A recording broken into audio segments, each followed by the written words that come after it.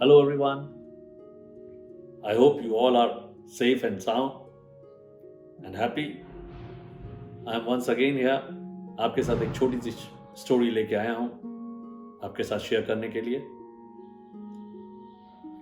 एक बार एक बहुत ही संपन्न व्यक्ति था और जीवन भर उसने बड़ी मेहनत करने के बाद एक मुकाम हासिल किया था और अब उसकी इच्छा हुई कि वो क्यों ना इस दुनिया की सैर करे। तो उसने अपने लिए एक बहुत अच्छी नाव बनवाई, सारी सुख सुविधा की संपन्न चीजें उसमें लेके और वो देश विदेश घूमने के लिए निकल गया। कुछ दिनों तक घूमते घूमते एक दिन समुद्र में काफी बड़ा आंधी तूफान आया और वो नाव टूट गई। क्योंकि उसके पास लाइफ जैकेट था तो इसलिए वो लाइफ जैकेट पहन के वो समुद्र में उतर गया और तैरने लगा। कुछ समय बाद तैरने के वो एक टापू पे पहुंचा। वो सुनसान वीरान टापू था और उस टापू पे पहुंचने के बाद उसे लगा कि अब मुझे यहीं पे किसी तरह गुजारा करना होगा। जंगल था टापू पे बहुत बड़ा, फल फूल लगे हुए थे उस पे, उसी को वो खा के गुजारा करने लगा। एक बार उसके मन में ख्याल आया कि मैंने पूरे जीवन किसी के साथ कोई बुरा नहीं किया, किसी के साथ कोई खराब बात नहीं की, फिर भगवान ने, ईश्वर ने उसके साथ ऐसा क्यों किया। पर दूसरे ही पल उसको ख्याल आया कि अगर ईश्वर ने उसे बचाया है तो जरूर उसकी कुछ न कुछ मंशा होगी और आज वो इस टापू पे है, तो चलो एक जीवन का ये भी एक मोड़ देखेंगे।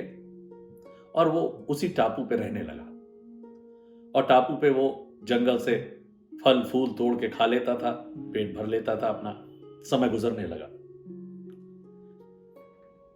जब लगभग 10-15 दिन निकल गए और उसे ये आस छूट गई कि अब वो किसी तरह भी कहीं जा पाएगा, किसी तरह वो वापस अपने देश पहुंच पाएगा, तब उसके मन में विचार आया कि क्यों ना मैं एक झोपड़ी बना लूं और कम से कम मुझे खुले में नहीं सोना पड़ेगा, आसमान के नीचे नहीं सोना पड़ेगा, मैं एक झोपड़ी में आराम से सो सकूंगा। तो उसने उस जंगल से बहुत सारी लकड़ियां काटी, पेड़ काटे और काटने के बाद बड़ी मेहनत के बाद उसने एक छोटी सी झोपड़ी तैयार करी। अब आज उसे बड़ी खुशी थी कि आज रात में वो इस झोपड़ी में सोएगा, कम से कम उसे खुले में नहीं सोना पड़ेगा और उसे अच्छा लग रहा था।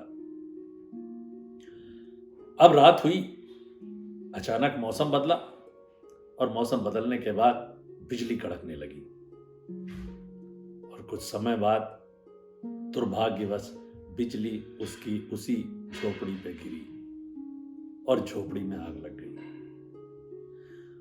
वो इतना हताश हो गया, वो कहने लगा कि आखिर ईश्वर मेरे साथ ऐसा क्यों कर रहा है।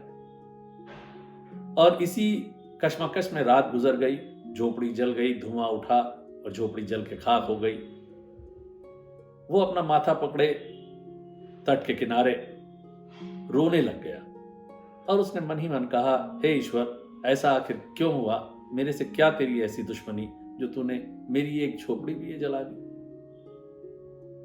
जब वो रो रहा था तभी उसे कुछ आवाज सुनाई दी और उसने देखा कि एक नाव आके रुकी उसके तट पे और उस नाव से 2 लोग उतरे और वो उसके पास आए और वो कहने लगे कि भाई, तू किस समस्या में है और हम तुम्हें बचाने आए हैं।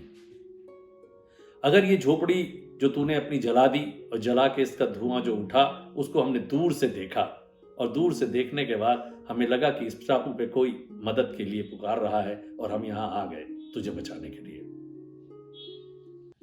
जब उस आदमी ने यह सुना तो उसको तुरंत ये ख्याल आया कि अगर ये झोपड़ी न जली होती और धुआं न उठा होता तो ये लोग कभी भी हमें बचाने नहीं आते।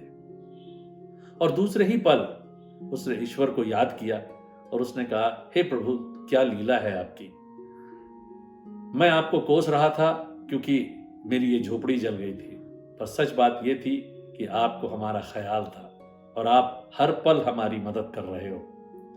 और ये झोपड़ी न जली होती तो आज ये लोग न बचाने आते हमें। तो आपका ये झोपड़ी जलाना भी हमारे लिए वरदान साबित हो गया। और दोस्तों, सच ये है कि ये परम पिता हम लोगों की एक एक जरूरत का ख्याल रखता है। हमें किस समय किस चीज की आवश्यकता है वो उसी हिसाब से काम करता है। कभी कभी हमें यह जरूर लगता है कि वो हमारी नहीं सुन रहा है, पर सच बात यह है हमें जब जिस चीज की जरूरत होती है उस समय वो हमको वो चीज मुहैया करा देता है। अगर आज वो आग न लगी होती और वो झोपड़ी न जली होती तो आज उसी टापू पे वो आदमी रह रहा होता। ईश्वर हम लोगों से कभी भी दूर नहीं है। वो हम लोगों की हर जरूरत को समझता है और हमारी हर जरूरतों को पूरा करता है। आप सोचिए कि इस धरती पे एक पिता अपने जब बच्चों का पूरा ख्याल रखता है, उनकी हर जरूरतों को पूरा करता है किसी भी तरीके से, तो क्या वो परमात्मा जो इस पूरी दुनिया का मालिक है, क्या हमारी जरूरतों का ख्याल नहीं रखता हो? हमारी आवश्यकता अनुसार जिस चीज की हमें जरूरत है क्या वो हमें मुहैया नहीं कराता है? ये सच है, वो ऐसा ही करता है। ईश्वर की रहमतें हमारे ऊपर 24 घंटे 365 दिन बरस रही हैं। बस अगर होना चाहिए तो हमारा विश्वास होना चाहिए कि वो हमारी हर जरूरतों का ख्याल रख रहा है। इस विश्वास को अगर हम लेके अपने जीवन में चलेंगे तो कभी भी हम अपने को अकेला नहीं पाएंगे। हमेशा हम अपने बगल में उस ईश्वर को खड़ा पाएंगे और वो हमारे को बहुत बल देगा, बहुत हमारा कॉन्फिडेंस लेवल को बहुत ऊपर रखेगा। तो दोस्तों, हमें हमेशा पॉजिटिव सोचना चाहिए और पॉजिटिव सोचते हुए हमें हमेशा इस विश्वास को मन में रखना चाहिए कि वो ईश्वर हमेशा हमारे ऊपर अपना वृद्धस्त बना रखा है। वो हमारी हर जरूरत का, हर हमारी आवश्यकता का उस ख्याल रख रहा है और इसी विश्वास के साथ हमें अपने जीवन को आगे की ओर बढ़ाना चाहिए। Thank you and good bye.